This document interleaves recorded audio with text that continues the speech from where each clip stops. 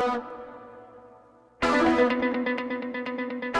right, friends, welcome. The What's Right show back by popular demand. Was only off for the weekend, but missed you folks. Trust me on that.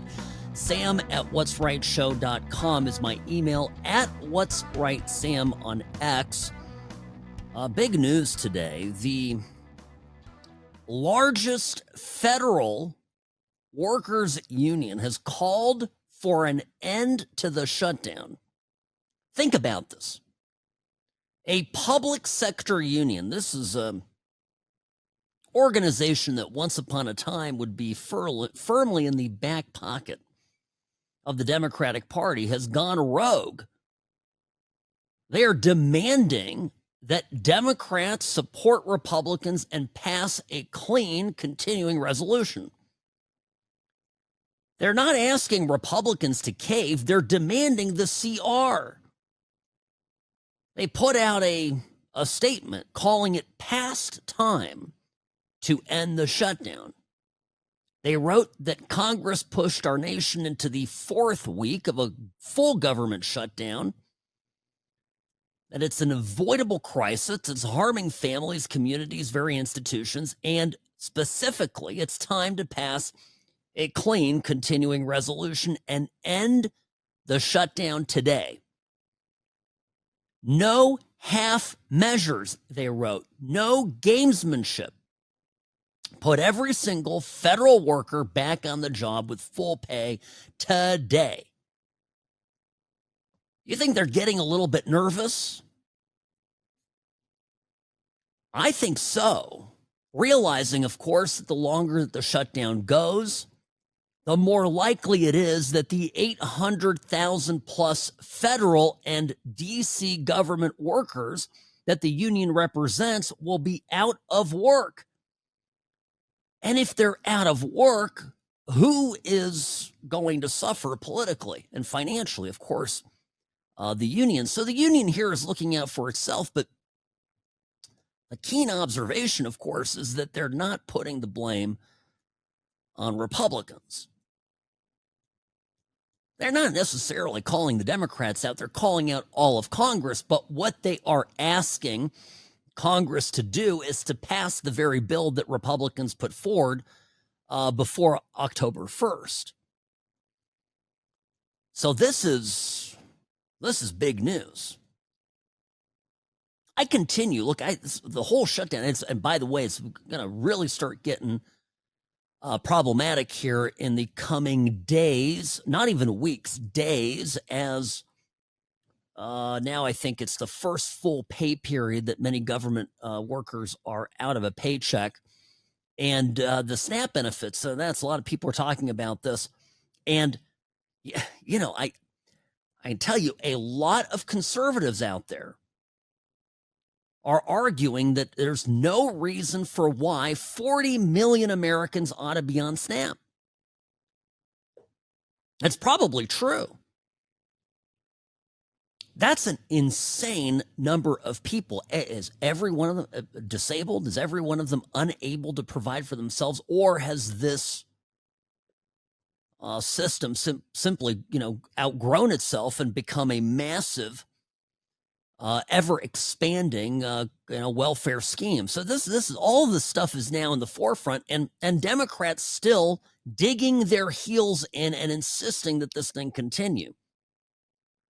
And they keep trying to push the narrative. This is the funny one. They keep trying to push the narrative that it's the Republicans that did this, because the Republicans have the White House, they've got the Senate, they've got the House, and ergo the Republicans are responsible.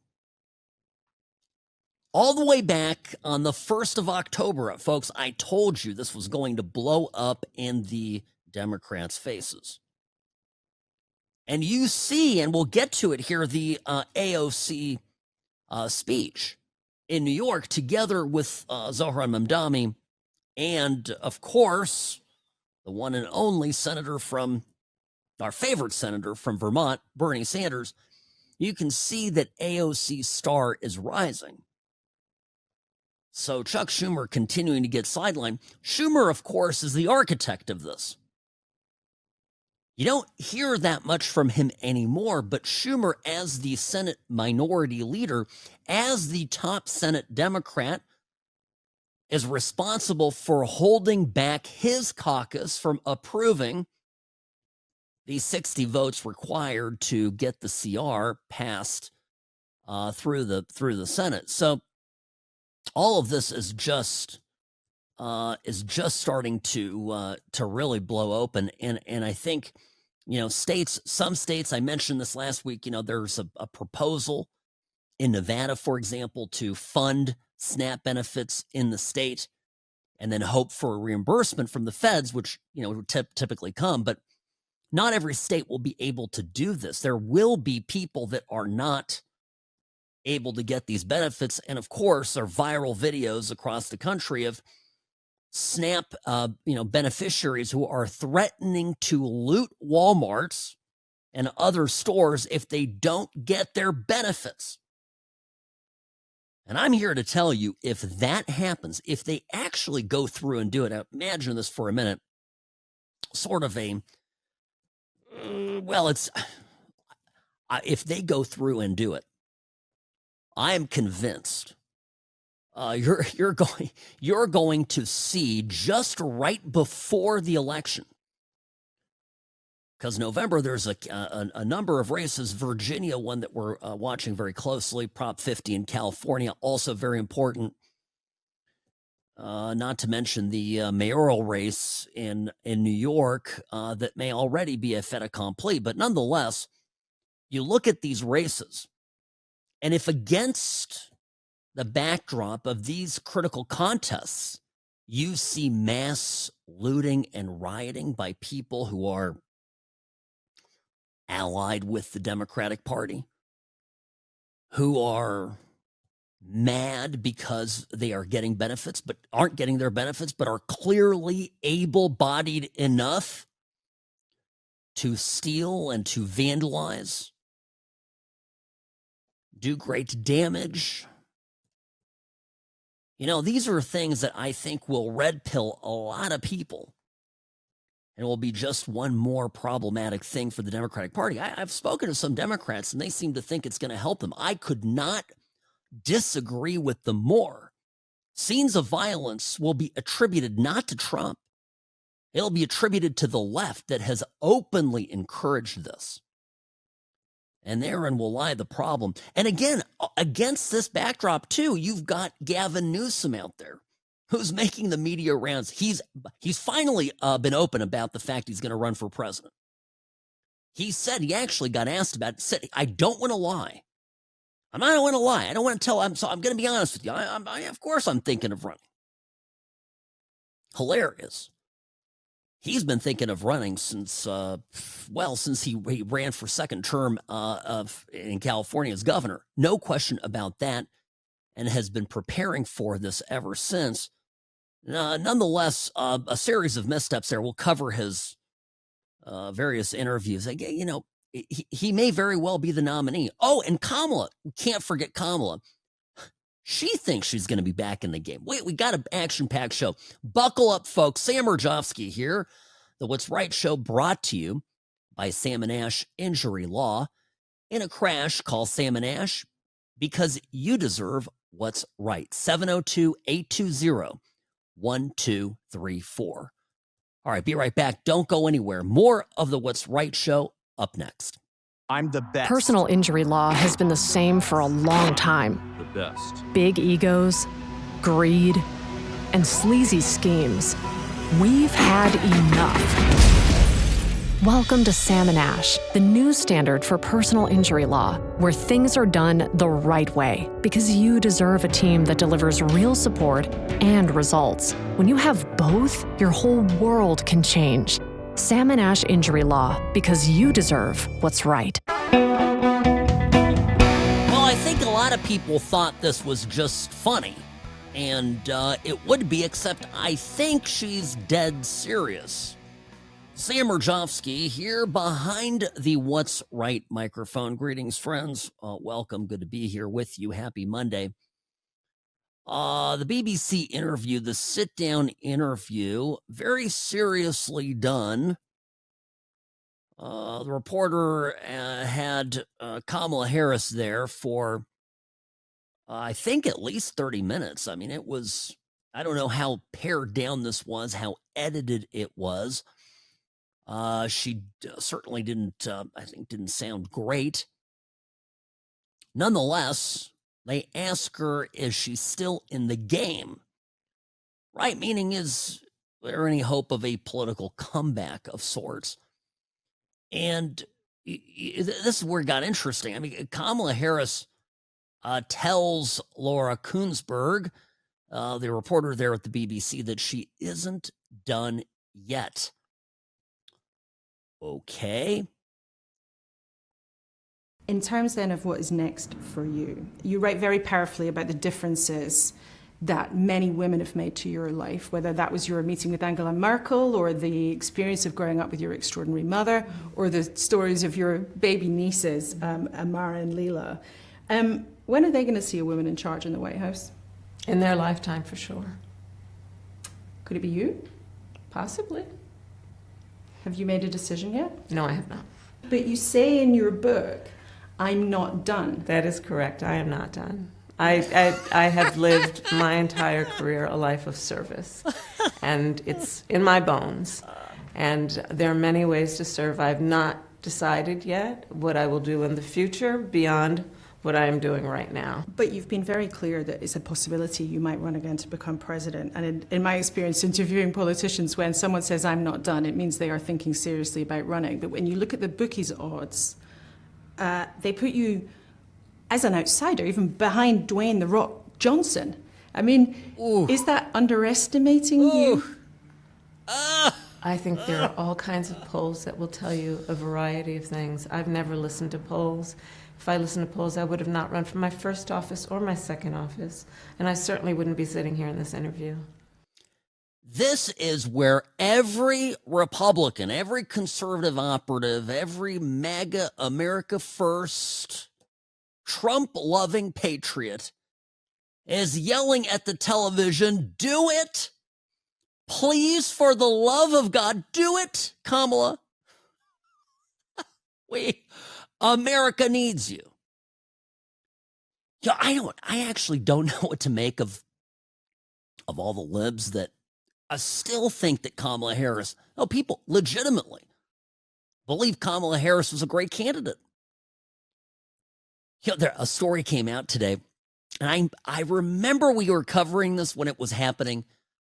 Biden went up to Camp David, sat down with his family, and while up at Camp David, I guess decided that he would be dropping out of the race. This was in June, I believe, right? June of 24, after the disastrous debate against Trump days earlier. So he goes up to Camp David, he drops out of the race, and it basically, a short little letter, puts out a statement that he's endorsing Kamala Harris to kind of pick up where he left off.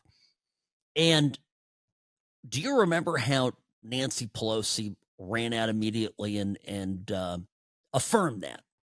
Endorsed Kamala Harris, and this is what we got to do. And the story today confirms, according to the biographer that's following all of this, that Obama called up Nancy Pelosi. And I mean, I can't tell you exactly what he said, folks, but there was an expletive involved. But Barack Obama called Nancy Pelosi and said, what the F did you do? And remember, Obama, the way it's presented in left-wing media is that Obama was favoring a process to pick a candidate perhaps more vetted. Obama understood that Kamala Harris was not the strongest, sharpest tool in the shed and strongest, political weapon to use in a fight against Trump. There's also, of course, a lot of talk that Michelle Obama behind the scenes was, let's say, was petitioning people to support her. So the Obamas, but most importantly, right, that's a prized thing. Handing over basically a ready-made positioning for someone who could, within months, become president of the United States. So whether it's Michelle Obama or somebody else, if you're Obama, if you are Barack Obama and the Obama political machine, what do you want? You want influence over that process. Because you could potentially select somebody who could potentially, in January, 6 months later, become president of the United States, and that person would owe you a lot. Notice how weak Obama's political power is right now. It's not just because Trump won the election, Kamala lost. It's because he had very little, actually nil, say in who the anointed successor to Joe Biden would be. The Bidens circumvented Obama. They issued their own statement. They endorsed Kamala Harris. And at the time, I described it as a giant screw you to Obama, to Pelosi, and everybody else. Because Joe Biden felt that the Obama machine was stabbing him in the back. The Pelosi people, everybody. It's ancient history, I know. It was more than a year ago, but we have to be reminded what was going on in that context. And it also explains why Obama now is busy traveling the world, particularly going to Great Britain, where he's meeting the likes of Jack Smith and other deep state operatives plotting something. Now, I'd like to think they're preparing for another little news story today that's connected into all of this, and it's the announcement that a federal grand jury has been impaneled in Fort Pierce, Florida. The purpose of this grand jury is to investigate and recommend charges for the matter, including Crossfire Hurricane. This is what led to the raid on Mar-a-Lago and has the Obama machine's fingerprints all over it. So this is fascinating. On one hand, you've got open mutiny in Democratic circles going back to last summer and Biden dropping out of the race, a scramble for power, if you will. You have at the same time Obama and his people flying all around the world and meeting secretively in Great Britain and London and other places. And at the, at the exact same moment, you've got, a sort of I think their attorneys are telling them there's a strong chance that a number of people, including, it's possible, it's not impossible, certainly, that Obama get indicted himself. So this is all very fluid. Now, in the middle of all of this also is the New York City race. And again, I mean, I don't live in New York. Many of you don't live in New York. Some do. We have listeners in New York, and I feel terrible for you folks because you're in for a ride of a lifetime, but not a good one. You're going to get taken for a ride by the Zohran Mamdani guy. But for the rest of us that aren't maybe directly affected by what happens in the municipal government of the city of New York, we no doubt will have, come November, after the election, assuming that Mamdani wins, a new standard bearer of the Democratic Party. A guy that's a leftist, an absolute crazy person. And you look at these Democratic socialists that have endorsed Mamdani and with whom he holds court and with whom he identifies. He has openly stated that he is a Democratic socialist and that he abides by their principles. And some of the stuff that these people are for is horrifying. So you've got this sharp tack in the Democratic Party, and you've got a certain amount of internecine battles. That's kind of people shooting at each other, so to speak, politically, on the Democratic side.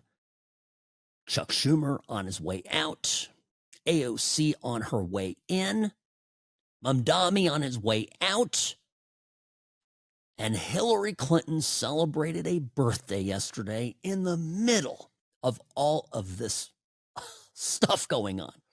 And it was a perfect opportunity for the resurfacing of that famous clip, or excuse me, the post where Hillary Clinton put up a little picture of herself as a young girl. So happy birthday to this future president. Yeah, sorry about that. Not going to happen. Sam Mirejovsky on the What's Right Media Network.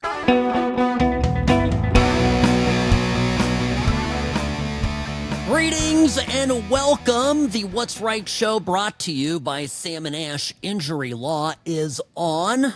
Good to be with you folks. Sam Mirejovsky here behind the What's Right microphone. Just perplexed at the discomfort, I think, that some Democrats are having with embracing Mamdani.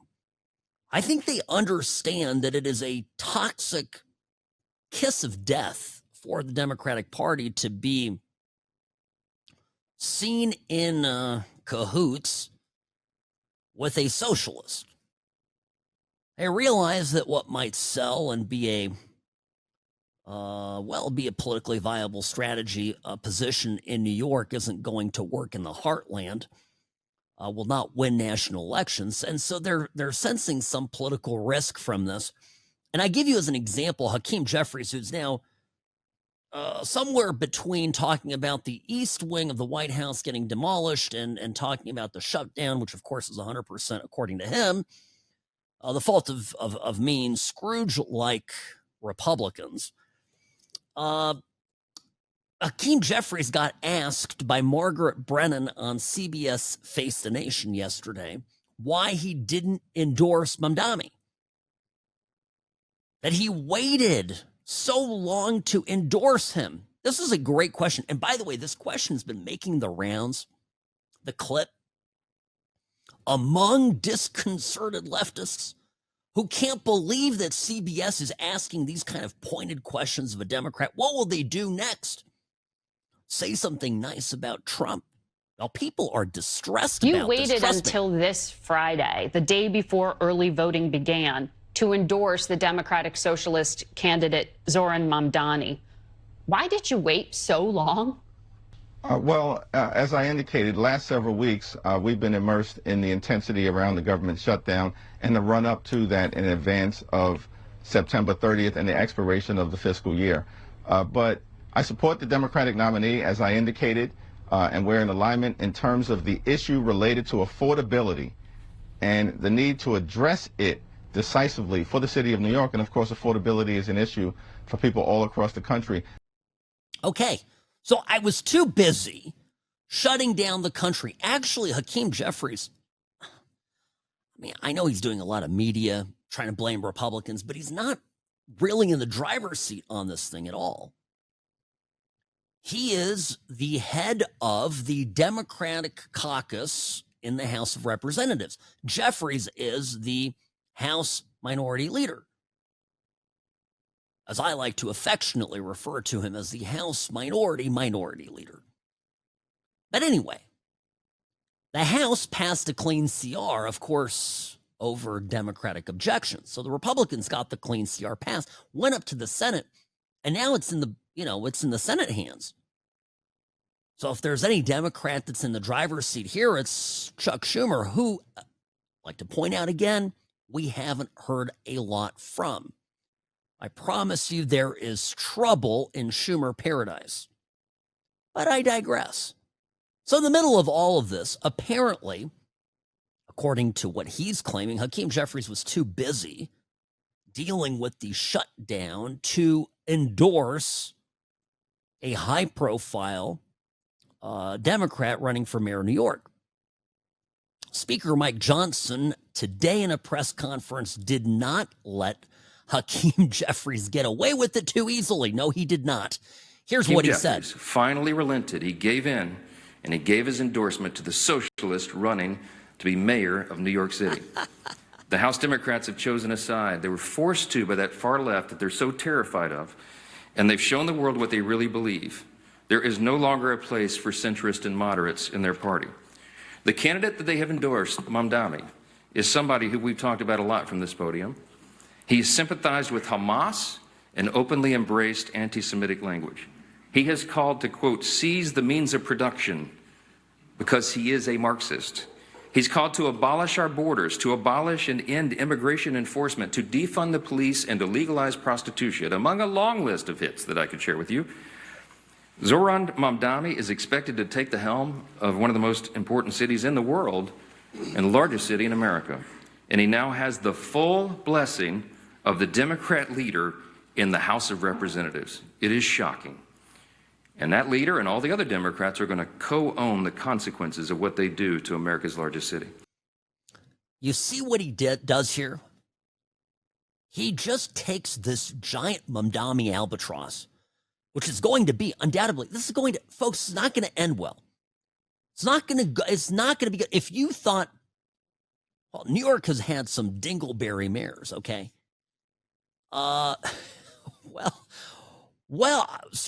Starting with one that named Dingleberry Dinkins, yeah. But de Blasio was an absolute socialist too. And the city almost fell apart. It's going to be even worse now. Because Bill de Blasio wasn't effective. And he didn't wake up before 10 a.m. Mamdani actually could be more effective than people believe and realize, and it could do just an enormous amount of damage. So I present that as cause for concern. But I like it. Make him own it. And you could see the unease. But, again, AOC and the squad have no unease with what Mamdani's doing.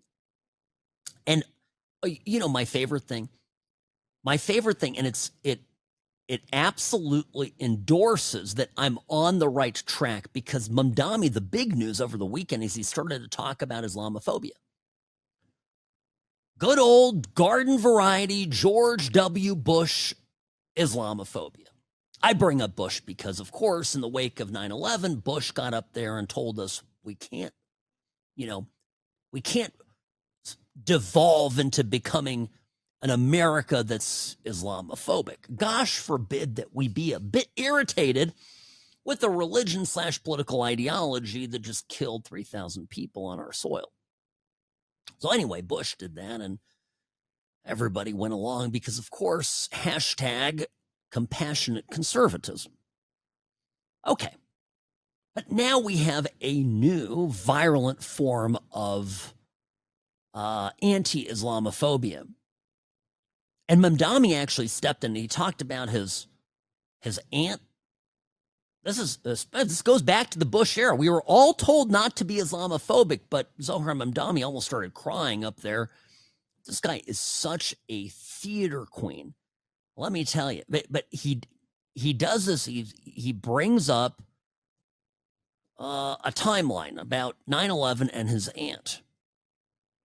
Now listen to what he's. I want to use this moment to speak to the Muslims of New York City.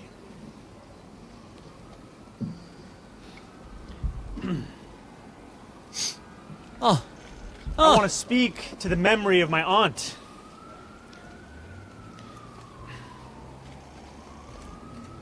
Who stopped taking the subway after September 11th because she did not feel safe in her hijab. Okay. The aunt in question, people found out who she is because he doesn't have a huge family. He's got one aunt. And the aunt apparently lived in Tanzania at the time of September 11th. And there is not one picture of her in a hijab before or after 9/11. So this is such a manipulation tactic. You turn the victims, right? You turn New Yorkers, Americans, victims of Islamic terrorism into the perpetrators. And a bunch of willing, empty-headed, vacuous socialist Democrats in New York are like, yeah, that's Islamophobia. That's bad. We don't want to be that. We want to be tolerant. This is wild stuff to me, right? Because I talk about this all the time, and I'm sensing that since Zohar Mamdani keeps bringing up Islamophobia, keeps raising the issue of a growing opposition in the country, a reasonable opposition, a logical opposition to the spread of Islam, Sharia law. We had Congressman Randy Fine on the show on Friday talking about his no Sharia bill. This is real stuff. It's happening. That's not Islamophobic. It's common sense. It's self-preservation. Islamophobia, well, phobia would imply some sort of irrational fear. There's nothing irrational about being afraid of people who you are reasonably certain will harm you, right? So this is all there. And I'm still flabbergasted. You know, we talk about immigration. We talk about legal immigration, which I am not opposed to in principle. But again, the kind of immigrants that we want coming into this country are the ones that love America. I talk about my own parents' immigration story. They wanted to be here. They love this country. And there was a video that's resurfaced now of a 2022 panel discussion where Zohran Mamdani's father, he is of course, a professor at Columbia in New York, has a it was a panel discussion, okay, basically talking about books and different. Listen to this, what he calls Abraham Lincoln. Perhaps the best president after Washington the country has ever had. And here's Zohran Mamdani, immigrant, his father, immigrant to the country, brings little Zohran with him, and listen, this just blows your mind. America is the genesis of what we call settler colonialism. And the American model was exported all around the world. Abraham Lincoln generalized the solution of reservations. They herded American Indians into separate territories. For the Nazis, this was the inspiration. Hitler realized two things. One, that genocide was doable. It is possible to do genocide. That's what Hitler realized. Second thing Hitler realized is that you don't have to have a common citizenship. You can differentiate between people. The Nuremberg laws were patterned after American laws. Anyway, the U.S. put Indians in reservations. The U.S. invented the model. Okay, there we go. Basically, if you were paying attention to this, according to Zohran Mamdani's dad, who I'm sure had a great deal of, influence over his son, give you an idea of where the Democratic Party is headed, is teaching young people at Columbia that Abraham Lincoln is Hitler, that Abraham Lincoln invented basically modern genocide vis-a-vis the Indians. Amazing stuff. And that's what it is. As a side note, of course, he is talking here about Islamophobia, right? Being concerned about Islamists in the U.S. And one thing to note is that Islam, as a matter of historical record, has been engaged in settler colonialism, taking countries over through immigration since about the, 600s? So, 1,500 years. So this, and my only point on immigration in the story is, and Randy Fine, Congressman Fine got into this on Friday, we want immigrants in this country who love America. You can be liberal, you can be conservative, you can be Republican, you can be Democrat, you can be no party, you can be completely apolitical. It doesn't matter. You've got to love America. You've got to want to be here. Not just because New York is a fun place and there's good takeout. Not just because, we there's a financial opportunity. You have to want to be in America for the idea of America. And we've had way too much immigration into this country, illegal and legal, quite frankly, of people who think our country's garbage. And by the way, they are encouraged to come here by Democrats who want to be backed up politically in this regard.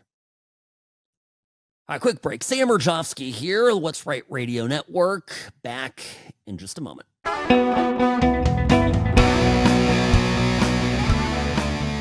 Sam Mirejovsky here, your host of the What's Right show. Great to be here with you folks, as always.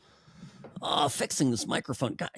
I got this, have this big heavy mic on this arm, and I moved some things around in the studio. Now the arm has to go further, and it keeps dipping on me. We're going to have to redo this. I had to move this back. Anyway, sorry, forgive me. Just battling with the technology.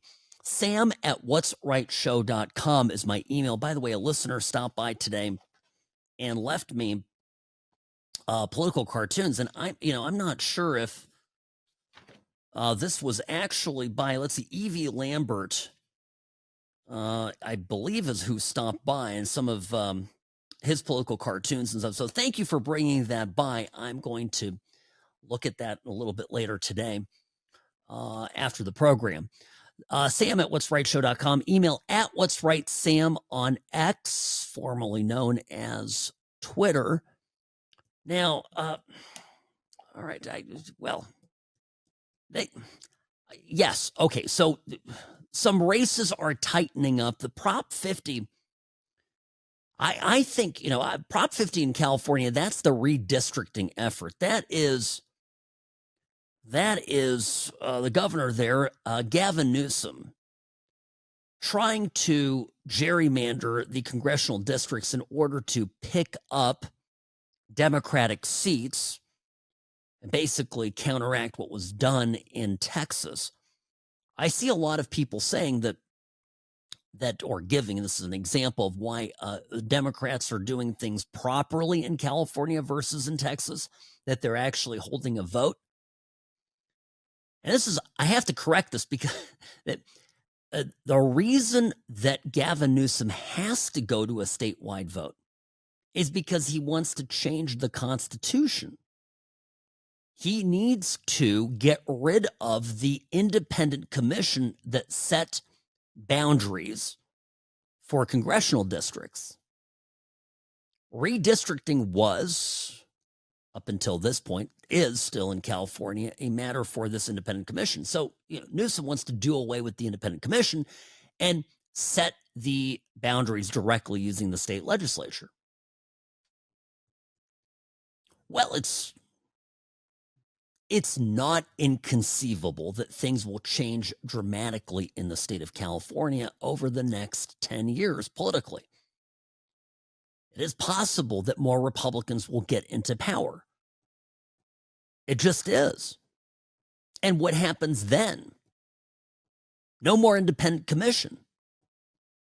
I mean, it's not inconceivable that the districts get gerrymandered the other direction when the wind blows the other way. And speaking of that election, Gavin Newsom is really just very mad. On Saturday, he was at a tech AI summit, gave a speech regarding Prop 50, and is furious that Trump's administration is going to be sending in monitors to see to it that the election is on the up and up in California. Listen to this. And I was just on the line because the DOJ is being sent out to California to monitor our election. I have an election in November, Prop 50, a statewide election. They have no business, no jurisdiction to monitor it. Well, there's federal civil rights rules, and these are federal congressional districts. So I beg to differ. I think that the federal authorities, the DOJ, absolutely can monitor this. And this is, by the way, this is the single greatest tool that Trump has to fight against Newsom and all these criminal Democrats. You go and you monitor the elections. In fact, this is a larger, broader topic. that I want to get into next hour, because I don't think that we realize, I certainly, even as a reasonably intelligent person, did not realize the extent to which these elections are flat out fraudulent. How easy it is to register to vote in a state like California if you're not a citizen. And it really helps explain why there was this enormous push under the Biden administration to flood the country full of illegals. Many of these people did, in fact, vote. There's no question about it. All right, folks, top of the hour here, news on the hour. Be back right afterwards. Hang tight. I'll be back.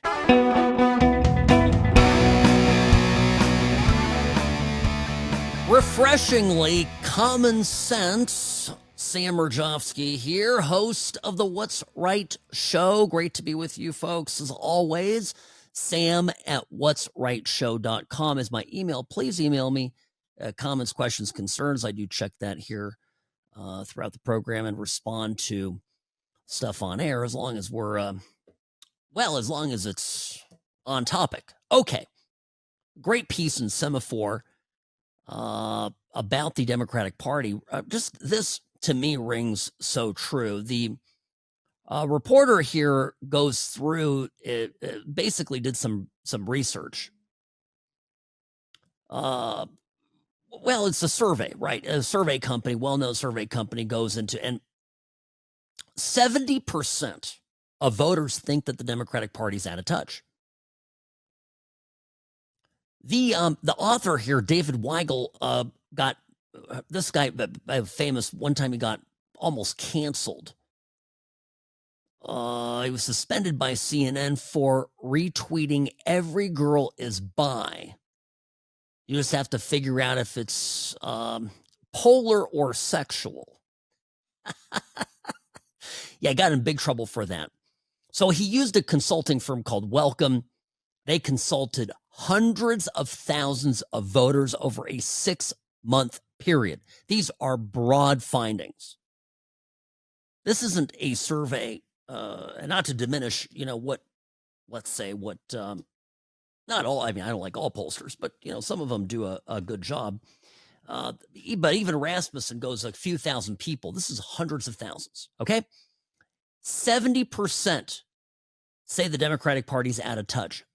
And most people think that the Democratic Party, protects, over-prioritize, LGBTQIA plus issues, climate change, and that they don't care enough about specifically securing the border, lowering crime rates.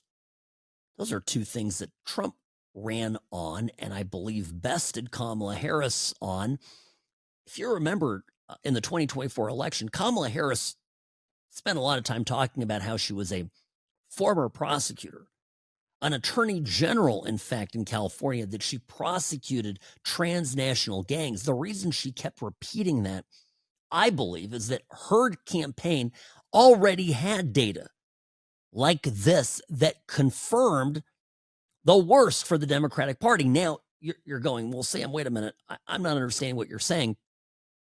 On one hand, you claim that the Democratic Party is tilting, careening, if you will, leftward. And at the same time, there's all this really good data that was available in the last election cycle, that suggests that people really don't want to have much to do with this. And my answer is yes, of course. This is my point. My point is that the Democratic Party is lost, and that this is my takeaway from it, that they believe that they don't really need to be popular, that they have enough of an electoral cushion vis-a-vis various election scheming to still win, in spite of being broadly unpopular. What do you think Trump's victory actually was, his margin of victory in 2024? I'm convinced it was easily 5 points higher than the official record. And that's because a lot of folks were voting in that election that had no business voting in the election. And you go, well, Sam, well, okay, well, prosecute it, prove it. Well, these are tough things to do, even though there are a number of people who've come forward and laid bare what these schemes consist of. Remember, just before the break, I played the clip of Gavin Newsom on Saturday, absolutely livid. And you can see he's irritated. How dare the Trump administration come in with their Department of Justice and scrutinize the November election in California? They have no business, no authority to do so. Hey, okay, if I'm Newsom and I have nothing to hide, what do I say? I say, hey, Trump, come in and scrutinize the hell out of us. I don't care. You're going to see that you're deeply unpopular in California and that Californians want to stick it to you. That would be my answer if I wasn't preparing to cook the books. But the thin-skinned answer, and unusually for Gavin Newsom, fiery answer, suggests that he's worried. And it lines up generally with what the party's doing. They have a base that is fired up and has moved leftward. And the rest of it on the tail end requires either moderation, severe moderation by national candidates like Kamala Harris, who started even stealing positions from Trump at one point. Remember, no tax on tips? She basically took it from Trump.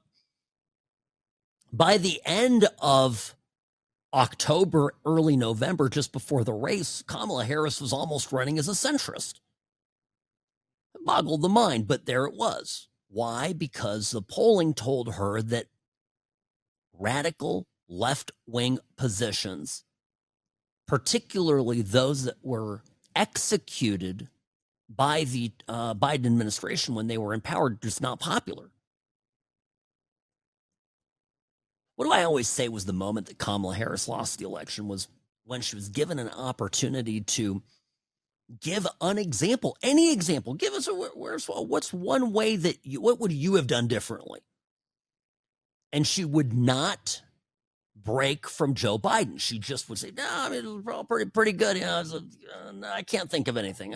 We're not a lot of daylight between us. And I came on the next day. I said, this is the moment where she lost the race. It would have been very easy to be respectful and say, you know, I have a lot of respect and deference to Joe Biden. I think he's a great leader.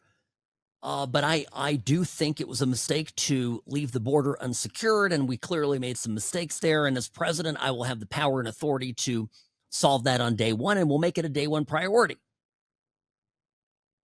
I mean, she could have picked up 1% or 2% if that had been her new position going forward. Alas, was not meant to be. Okay. So how does California do it? And why is this going to be one of the big news stories in the next 2 to 3 weeks as Harmeet Dillon and other high-ranking DOJ members descend on California to oversee the November election?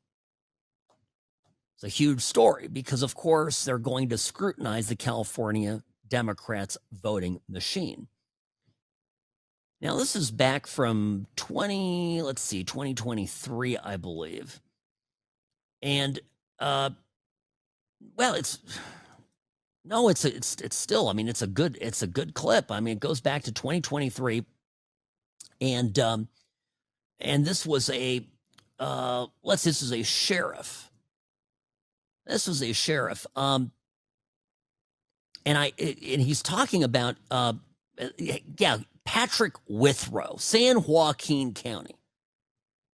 And he's talking back at a press conference when it was revealed that a councilman, Shakir Khan's brother in Pakistan, registered and voted. So they actually found somebody who was not a legitimate voter, who was voting for a city councilman in Lodi, California. So here is what the sheriff there announcing charges on this from San Joaquin County had to say about it. And listen, he lays the scheme out pretty clearly. The way the voting system is structured, we see quite a few flaws. You're able to register even if and cast a vote if you don't live in the country, as evident of his brother in Pakistan. And I think we have some evidence of 2 or 3 other people out of the country that voted. Is that correct? Yeah, approximately 2 or 3 other people out of the country, as well as people residing outside of the district. Okay. The online voter registration system, it seems to be an honor system. Anybody can put information in there to register to vote. All you have to do is click a box and say that you're not lying, and then you'll get an email from the Secretary of State or something in the mail saying, thank you for registering to vote. And there you are. Once you're on the voter rolls, anytime an election comes around, guess what? You get mailed a ballot, right? You get mailed something to vote. So we found that a little bit problematic. Yeah. In California, all you have to do is just say, hey, I'm eligible to vote. Do they check it? No. Do they want to check it? No. Did they use COVID to make universal mail-in ballots a thing? Yes. Are they at every turn trying to expand this? I read somewhere, Robbie, you can fact check this for me. I think the state of California spends something north of $100 million every election to execute its mail-in ballot, universal mail-in ballot schema, that it costs an extra I think the number was 130 million out of the budget, money California doesn't have because, of course, they're upside down. And now they're spending, what is it, 300 million for the special election just to redistrict for Prop 50. They're spending all of this money basically to what? To have political gain, political leverage, win elections they shouldn't be winning potentially. And if you've got this kind of funny voting in red counties, in areas and parts of California that have, solid law enforcement and investigators and district attorneys who prosecute these kind of crimes, what's going on in the lawless areas, parts of Southern California like LA or in the Bay Area where the Democrats are running amok? I mean, that's really where this is headed. And by the way, I love new U.S. attorney is going after this in California. I'll get to all this when we come back. Sam Mirejovsky, News Talk 840 KXNT. Mark my words, this is going to be the story in California. Election integrity in California is going to come into big time focus in just a matter of days.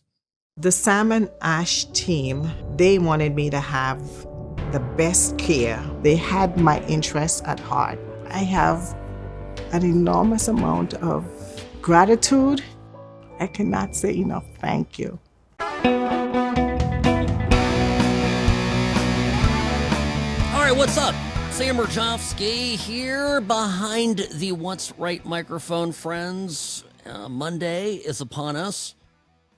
Busy day at work for me, lots going on. But of course, I always enjoy these couple hours that we have together. It's a great little escape for me during the day and to get at all of the stuff that's going on. And there's just so fast moving. I'm glad we do a live show, because if we didn't, between the time that you record it and then put it out there, 10 things would happen.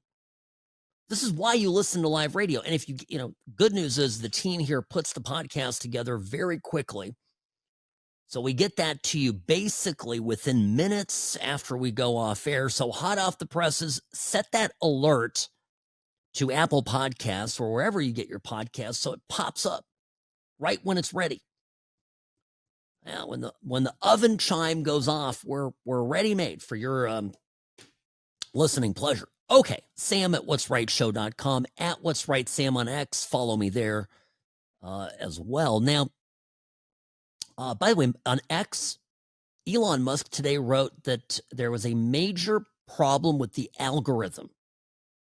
This is basically the code behind the program, which made it difficult to see posts of people that you follow. So I heard this from some of you. Hey, Sam, we follow you. I just can't see you. And apparently that's either getting fixed or has been fixed. It's in the works, and they're very aware of what it is. But he called it a major problem with the algorithm. Yeah, I experienced it myself, so I get it. Here's a U.S. Attorney in California, Bill Asaley. He's a Trump administration guy. He's back in 2024 talking to Dave Min from California, talking about election fraud. Really knows his stuff. These are the types of people inside the Trump administration that have an eye to the shenanigans, the voting shenanigans going on in the Golden State. The idea that someone would actually vote illegally with the penalties that are in place. It happens all the time, Senator. It happens all the time. You're just saying it's not widespread. But I'm saying we don't know how spread it is because we don't detect it. I'm on the website for the state of California to register to vote. On the section that has where you put in your driver's license, your last four of your social, there's a box underneath each one that says, I don't have one. I don't have one. And then you're allowed to proceed to go to vote. So this idea that you're not allowed to register to vote unless you present some sort of identification is not accurate. It's not true. It's not being implemented in the state of California. Additionally, people are being registered to vote at the DMV. And we already know based on audits that the DMV has improperly registered people to vote, including illegal immigrants. And we have immunity in place that says if the DMV registers someone who is not eligible, they're immune from prosecution. So I don't believe we have sufficient safeguards in place that detect and prevent people from committing voter fraud. Their answer is always like, it doesn't happen. We have stiff penalties, but they don't prosecute anybody. Occasionally a pro forma person, or as they did under Biden, going back to 2020, they selectively prosecuted a handful of people who voted Republican just so they could make the case, oh, look, it's actually fraud happening on the other side. Oh, and that gets parroted in the media and among left-wing influencers. I know it happens. I'm convinced. And if you've been listening to my program for a while, you know that I was skeptical in the beginning. But absolutely, there's no verification. Should people have to prove that they are citizens before they get registered to vote?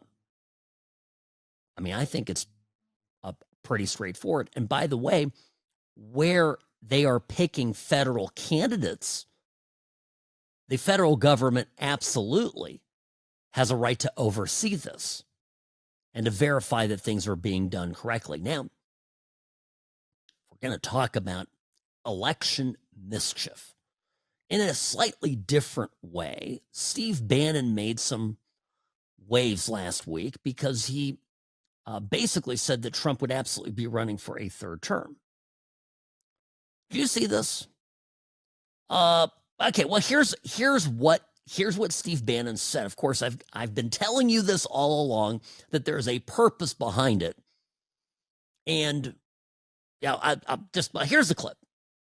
Well, he's going to get a third term. So Trump 28, Trump is going to be president in 28, and people just ought to get accommodated with that. So what about the 22nd Amendment?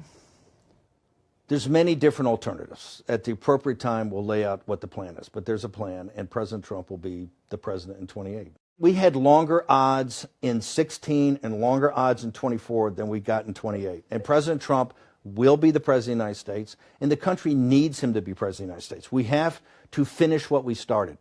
And the way we finish it through Trump is a vehicle. I know this will drive you guys crazy, but he's a vehicle of divine providence. He's an instrument. He's very imperfect. He's not churchy, not particularly religious, but he's an instrument of divine will. And you can tell this of how he's pulled this off. We need him for at least one more term, right? And he'll get that in 28.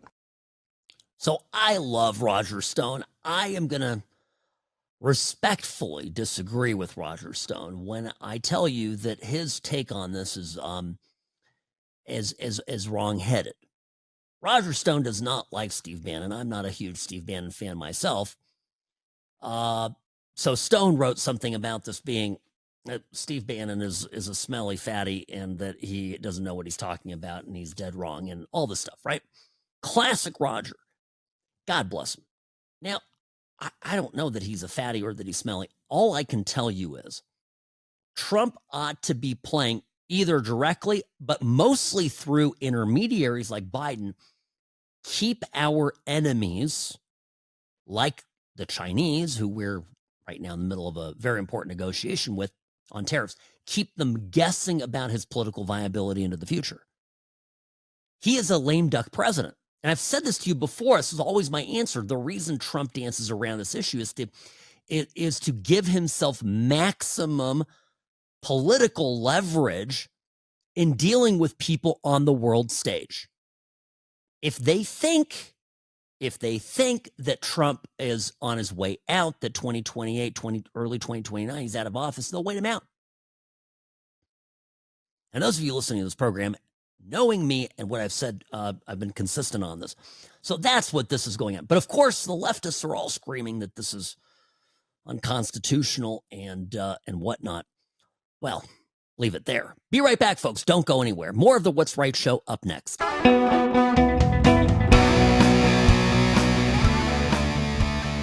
Well, the funny thing about Bannon predicting that Trump is going to be president in 2028, I think, by the way, he means getting elected in 2028. The next term would start in 2029, is that Trump's chances of being president, according to Polymarket, of that happening are at 5%.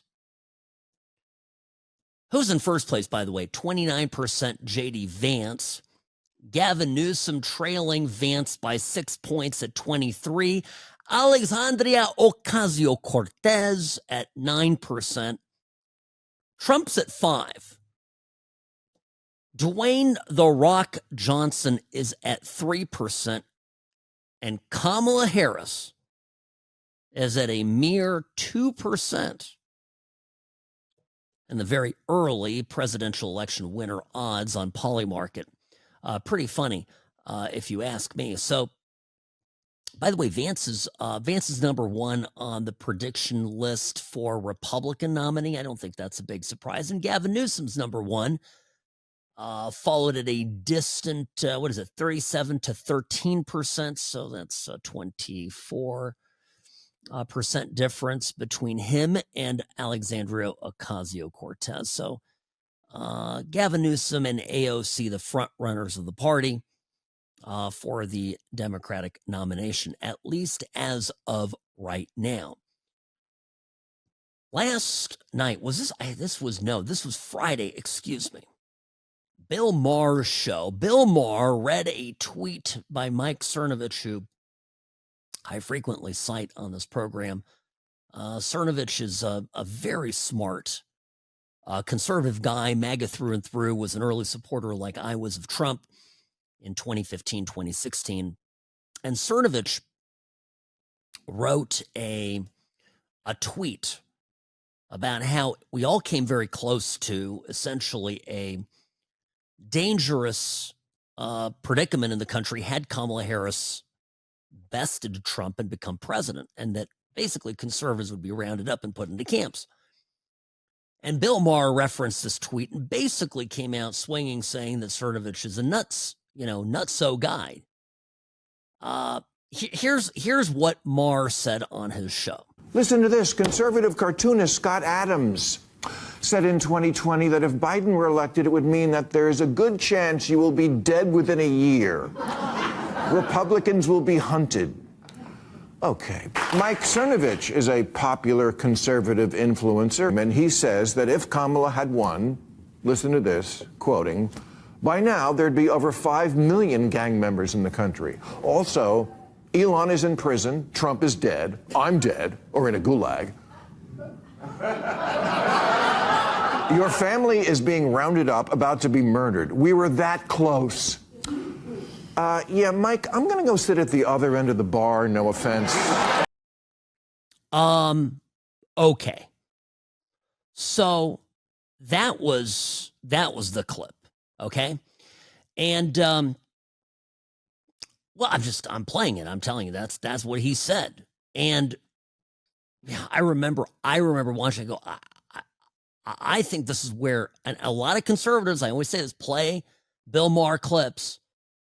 And he does occasionally say the right thing, but he is absolutely missing the plot. He has no idea the kind of stuff that's being said out there.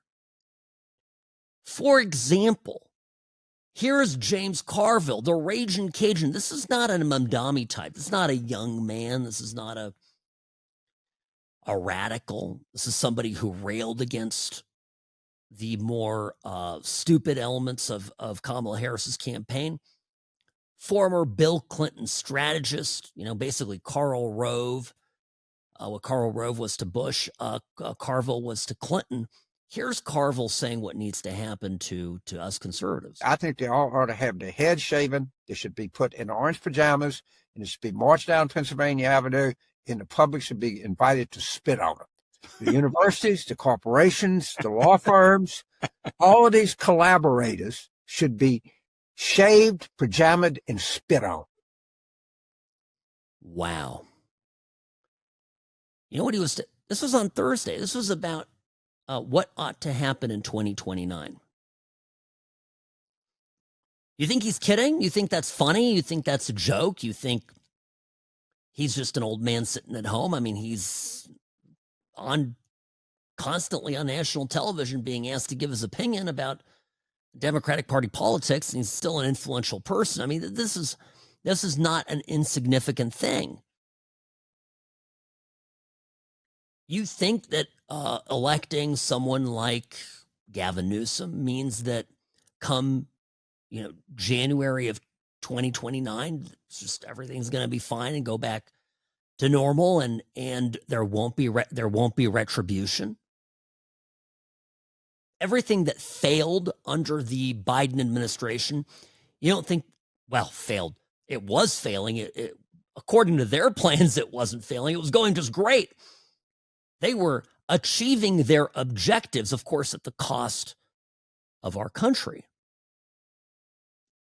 It failed only to the extent that Trump took office and then proceeded to govern like an absolute madman, meaning fulfilling all of his promises and actually deploying ICE, Tom Homan, Department of Homeland Security, to begin rolling some of it back.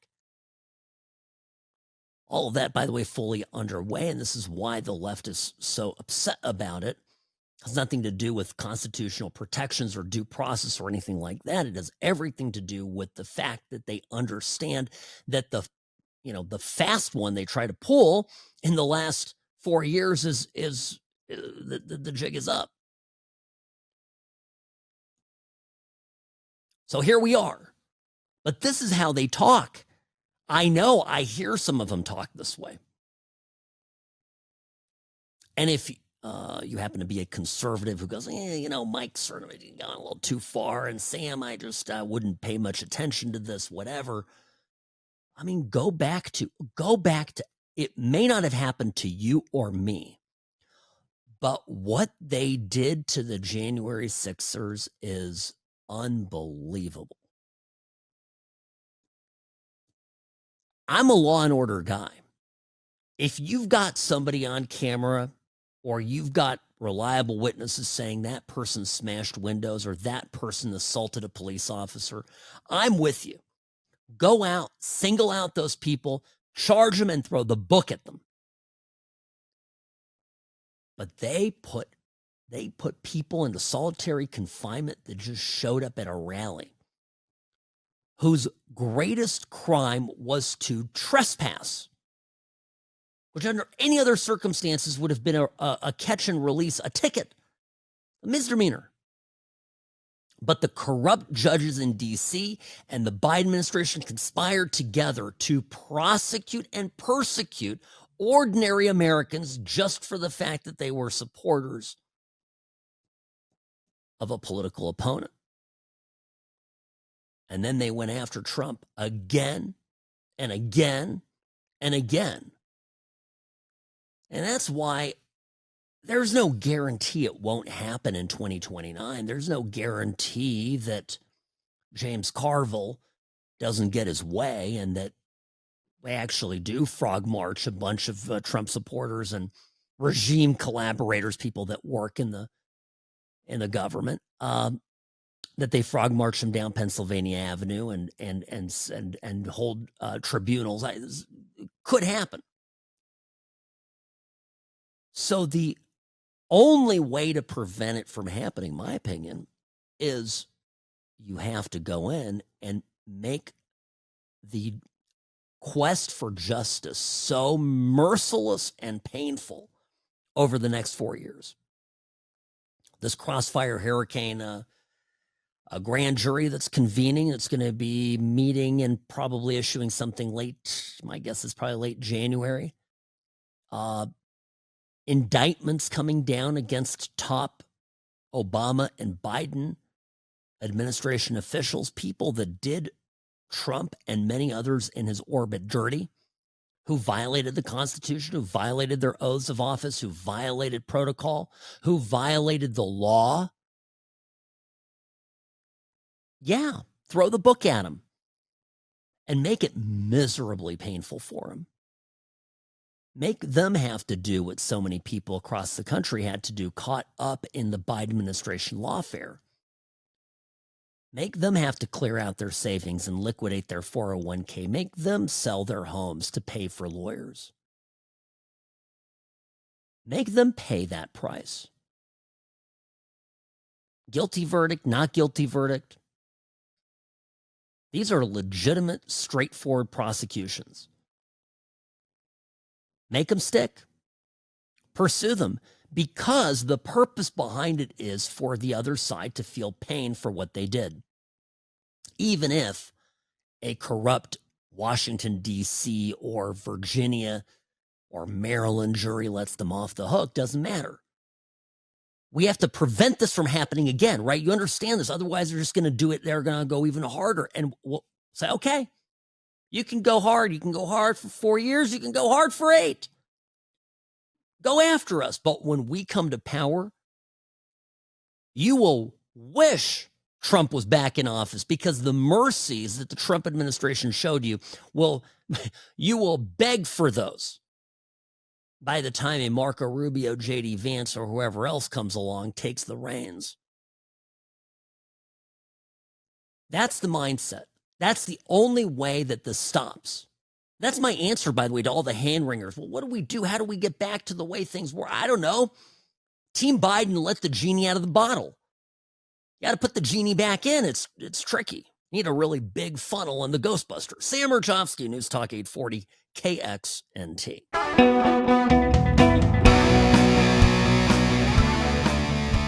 Hi, welcome back. Sam Mirejovsky here behind the What's Right microphone. Greetings, friends. Good to be here. Okay. Yes. I know the Carville clip is amazing, Robbie. The Trump collaborators should be shaved, pajamaed, and spit on. That's Bill Maher scolding us conservatives for being a little paranoid about what will happen in the event that a Democratic Socialist of America style presidency comes about in 2029. All right. By the way, there's an update on the ant. It is, I had this very thought, Robbie, when I was first seeing the story. Of course, Mamdani claiming his aunt following September 11th didn't feel safe riding the subway. She couldn't wear her hijab because after 9/11, of course, everybody hated Muslims, Islamophobia, right? This kind of thing, and making himself and his family out to be the true victims of 9/11. And so the update is that Mamdani apparently is claiming that it was his father's second cousin. So just calls her his aunt, right? But it's not his real aunt, of which there is just one in his family. And people quickly identified her and found out that she was nowhere near New York before or after 9/11. So, okay. I mean, he's going to get a pass for this. None of this matters. It's about the feelings. That's the currency, right? That's the political currency in the Democratic Party. They want to feel good. And he has a beautiful smile. He's slick. He's presentable. He's got us, a campaign that is are really taking New York by storm, and we gotta be careful about this. I'm telling you. Now, here's another interesting and viral clip. Friday, this clip went all around the internet. An American 60-year-old man who claims that he is fleeing to Canada to escape the Trump administration. Now, I mean, play the clip, but no, this is crazy. Here's what he says. We are just literally minutes away from the border to Canada as we flee the U.S. Who would have thought at age 60 that this would be our day and our plan and our actions? And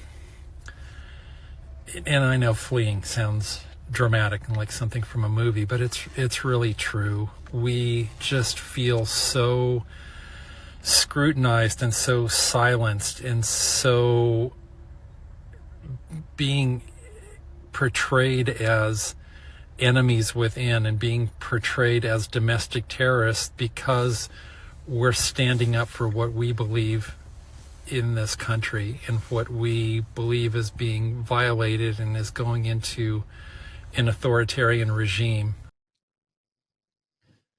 You know, my father actually escaped communist Czechoslovakia days after the Russians invaded. The borders were closing. He took advantage of a period of time before everything got fully locked down. You know, there are countries in this world that are so bad they won't let you leave. I think we all are familiar with conceptually the stories of people fleeing Cuba, getting into rafts and hoping by the grace of God that they make it alive to the shores of Florida. Many Cubans perish and have perished over the years, making the journey after real freedom. They certainly, don't appear to be well-dressed, well-fed, posting a video on social media from the comforts of their car, waiting in a line somewhere, and free to speak and free to criticize the regime that they are getting away from. Yeah, Scott Adams calls this the Department of Imaginary Problems. It's a real issue on the left because this is another one of those imaginary problems. I was not happy with what was going on in the Biden administration. Now, if I had been a J6er, if I'd been somebody that had gone to the Capitol and waved my flag and then walked through, the rotunda and got caught up in it, I didn't go. I was invited. I always talk about this. I was invited, and I thought it was a very bad decision on my part too. A very good decision on my part not to go, obviously. But you're about to get arrested and thrown into a solitary confinement for 2 years with no trial. It's starting to happen to your friends, your family members. You're like, okay, maybe I need to get out. Understood. But not this guy. I mean, Trump rounding up random, 60-year-old American Democrats. It just blows my mind. I think, was it last week or the week before, there was another defection from North Korea. There was a soldier, a border guard that was able to quickly cross the 38th parallel, right? The border between North Korea and South Korea and get to the South. The guy that defected North Korea before, a couple years ago, also a border guard. And, the people, the soldiers that protect the border of North Korea are a privileged group because there has to be a high level of trust that they're not going to escape. They're right there guarding the border and the easiest for them to get across and run away. So they get a little bit better food. They're usually from socially prominent, politically connected families, etc. And the guy got to the hospital and he had rocks in his stomach and basically dry corn that had been a meal. He just ate like grains of corn and kernels of corn, right? Just dried like you would, I guess, put in a popcorn popper. And he had like 20 of them undigested in his stomach. He lived, I think, because he had been shot a few times by other North Korean guards on his way over. But the point of this, right, this guy was part of the elite of the country, if you will, in the military, and completely emaciated with that kind of a diet. We have it so good. Like, we have it good. Even under Joe Biden, we can objectively say, as Americans, we love this country. We don't want Joe Biden. I said this for 4 years. We don't want Joe Biden to be president. We don't like what Joe Biden is doing to the country. But we recognize that really, looking around the world, left, right, up, down, okay, still on balance, pretty good place to be. And that's the trouble with this, right? Back to the Department of Imaginary Concerns. These are hallucinations these people are having.